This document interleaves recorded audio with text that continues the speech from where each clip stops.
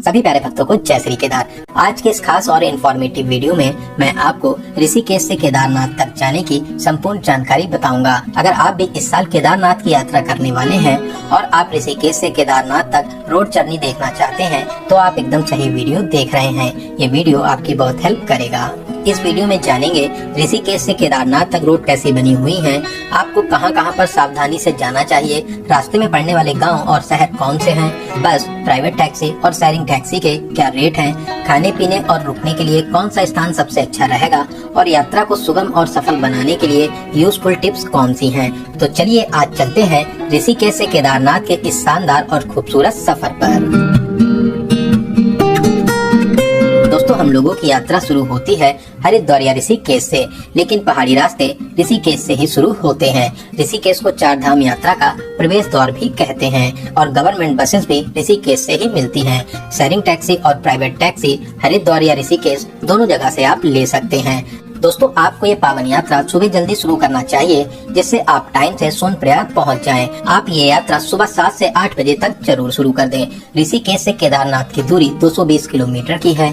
ऋषिकेश से शिवपुरी 18 किलोमीटर तक रोड तो बहुत अच्छी बनी हुई है, लेकिन कहीं कहीं पर पत्थर गिरने के चांसेस रहते हैं। तो अब हम लोग शिवपुरी को पार करते हुए आगे बढ़ रहे हैं। दोस्तों, अगर आप इस यात्रा को बस से पूरा करना चाहते हैं तो बस वाले इस दूरी के लिए 600 से 650 रुपए का चार्ज करते हैं। तो आगे की यात्रा करते हुए अब हम लोग बयासी पहुंच चुके हैं। दोस्तों, यहाँ पर आप चाय नाश्ता कर सकते हैं। मैक्सिमम लोग यहाँ पर रुककर चाय और नाश्ता करते हैं। फिर तोता घाटी को पार करते हुए लगभग 2 घंटे में 72 किलोमीटर दूरी को पूरा करके अब हम लोग पहुंच चुके हैं देवप्रयाग। दोस्तों, देवप्रयाग इस यात्रा का पहला प्रयाग है जहां पर भागीरथी और अलकनंदा का पवित्र संगम होता है। यहीं से मां गंगा की पावन यात्रा शुरू होती है।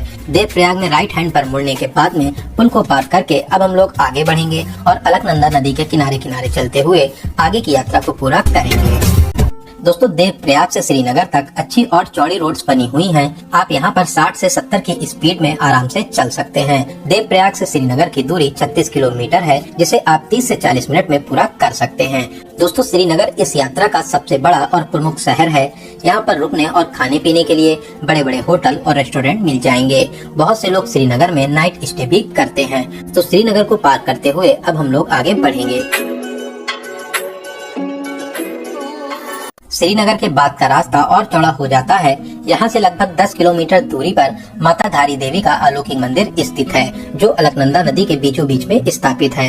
दोस्तों, माता धारी देवी को चार धाम यात्रा का रक्षक भी कहा जाता है। यहाँ से कुछ किलोमीटर आगे बढ़ने पर कहीं कहीं रोड खराब भी मिलती है। साथ ही पुल का निर्माण भी किया जा रहा है, जिससे आने वाले समय में इस दूरी को कुछ किलोमीटर कम किया जाएगा। तो चलिए, ऋषिकेश से 134 किलोमीटर दूरी को पूरा करके अब हम लोग पहुँच रहे हैं रुद्रप्रयाग, जो इस यात्रा का अगला बड़ा शहर है। दोस्तों, रुद्रप्रयाग सिटी से 3 किलोमीटर पहले ही केदारनाथ के लिए बाईपास जाता है, जिससे आपको सिटी में जाना नहीं होगा। यहाँ से अगस्त्यमुनि 25 किलोमीटर और गुप्तकाशी 48 किलोमीटर रह जाता है। दोस्तों, आगे का रास्ता और भी प्यारा है।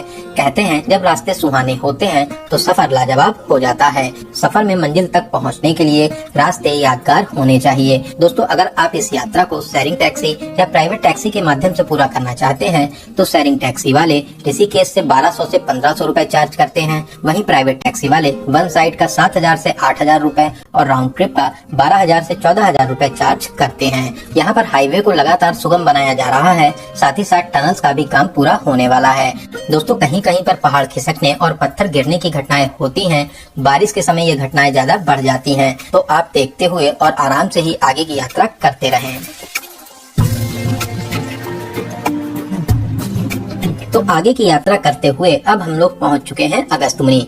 दोस्तों, इस यात्रा में ये एक प्रमुख कस्बा है। यहाँ पर बड़ी सी मार्केट है जहाँ पर आपको जरूरत की सभी चीजें मिल जाएंगी। अगर आप चाहें तो यहाँ से रेनकोट, अम्ब्रेला, टॉर्च या पावर बैंक भी खरीद सकते हैं, क्योंकि आगे पड़ने वाली मार्केट्स में इनके रेट्स थोड़े से हाई हो जाते हैं। यहाँ पर रास्ते पतले हैं, साथ ही साथ जाम भी लग जाता है। अगस्त्यमुनि के लेफ्ट हैंड साइड पर वासु केदार और राइट हैंड साइड पर केदारनाथ धाम के लिए रास्ते जाते हैं। वहीं दोस्तों बहुत से लोग अपनी खुद की कार से भी इस यात्रा को पूरा करते हैं। अगर आपको पहाड़ी इलाकों में ड्राइविंग का एक्सपीरियंस है तो आप अपनी खुद की कार से भी यहाँ तक आ सकते हैं। दोस्तों अगस्त मुनि से आगे का रास्ता और भी सुहाना हो जाता है। पास में बहती हुई नदी और सामने स्नो कवर्ड माउंटेन जो इस यात्रा को और यादगार बनाते हैं। अगस्त मुनि से 6 किलोमीटर आगे की यात्रा करके अब हम लोग पहुँच चुके हैं चंद्रपुरी। ये एक छोटा सा गाँव है जहाँ पर आप चाहें तो चाय नाश्ता भी कर सकते हैं। दोस्तों चंद्रपुरी से 5 से 6 किलोमीटर आगे कुंड तक का रास्ता पतला है। रोड पहले के मुताबिक अच्छी बन गई है, लेकिन ये रास्ता सिंगल वे है तो आप आराम से ड्राइव करते हुए आगे बढ़ते रहें। तो चलिए अब हम लोग पहुंच चुके हैं कुंड। दोस्तों कुंड से लेफ्ट हैंड साइड पर केदारनाथ के लिए रास्ता जाता है और सामने राइट हैंड साइड पर तुंगनाथ होते हुए बद्रीनाथ के लिए रास्ता जाता है। दोस्तों कुंड के आगे के रास्ते नॉर्मल हैं और जगह जगह पर आपको जाम भी देखने को मिलता है। यहाँ से गुप्त काशी की दूरी 10 किलोमीटर और सोनप्रयाग की दूरी 38 किलोमीटर रह जाती है, लेकिन इस दूरी को पूरा करने में जाम के कारण बहुत ज्यादा समय भी लगता है। आगे की यात्रा करते हुए अब हम लोग पहुँच चुके हैं गुप्त काशी। दोस्तों इस यात्रा में सोनप्रयाग से पहले ये लास्ट बड़ा कस्बा है। यहाँ पर रुकने और खाने पीने के लिए बहुत अच्छे ऑप्शंस मिल जाते हैं। बहुत से लोग शाम होने पर यहीं पर स्टे भी करते हैं। यहाँ से केदारनाथ धाम तक पहुँचने के लिए हेली सर्विस भी मिल जाती है। इसके अलावा फाटा और सिरसी से भी हेली सर्विस चलती है। तो चलिए फाटा और सिरसी को पार करते हुए अब हम लोग पहुँच चुके हैं रामपुर। दोस्तों जब केदारनाथ जी का पीक सीजन होता है तो बहुत से लोग शाम होने पर फाटा, सिरसी या रामपुर में ही स्टे करते हैं, क्योंकि उस टाइम पर सीतापुर, सोनप्रयाग और गौरीकुंड में होटल्स के रेट बहुत ज्यादा हाई फाई हो जाते हैं। दोस्तों रामपुर से सीतापुर के बीच में आपको ज्यादा जाम देखने को मिलेगा, क्योंकि बहुत से लोग गाड़ी को रॉन्ग साइड में पार्क कर देते हैं जिससे रोड्स ब्लॉक हो जाती हैं। तो चलिए अब हम लोग पहुंच चुके हैं सीतापुर। अगर आप बस से आते हैं तो बस वाले आपको सीतापुर बस स्टैंड पे ड्रॉप कर देते हैं। यहाँ से सोनप्रयाग की दूरी लगभग 1 किलोमीटर की है, जिसे आपको पैदल ही पूरा करना होता है। वहीं अगर आप अपनी खुद की कार, शेयरिंग टैक्सी या प्राइवेट टैक्सी से आते हैं तो फिर आप सोनप्रयाग तक आ जाएंगे। सोनप्रयाग में मल्टी लेयर पार्किंग बनी हुई है। दोस्तों अगर आप ऋषिकेश से सीतापुर तक बस से आते हैं तो आपको रास्ते में 7 से 8 घंटे लग जाते हैं। वहीं अगर आप प्राइवेट टैक्सी या अपनी कार से आते हैं तो फिर आप इस यात्रा को 5 से 6 घंटे में पूरा कर लेंगे। वहीं अगर आपको रास्ते में बहुत ज्यादा जाम मिलता है तो 1 से 2 घंटे का और समय लग सकता है। दोस्तों सोनप्रयाग केदारनाथ यात्रा का मेन स्टॉपेज है। यहाँ पर बड़ी सी मार्केट है जहाँ पर आपको बहुत से होटल्स मिल जाएंगे। मैक्सिमम लोग सोनप्रयाग में ही स्टे बनाते हैं। यहाँ पर आपका रजिस्ट्रेशन भी चेक किया जाता है। फिर आपको लाइन में लगने के बाद में आगे बढ़ते हुए गौरीकुंड के लिए बोलेरो लेनी होती है, जिसकी दूरी 5 किलोमीटर की रहती है और बोलेरो वाले 50 से 60 रुपए का चार्ज करते हैं।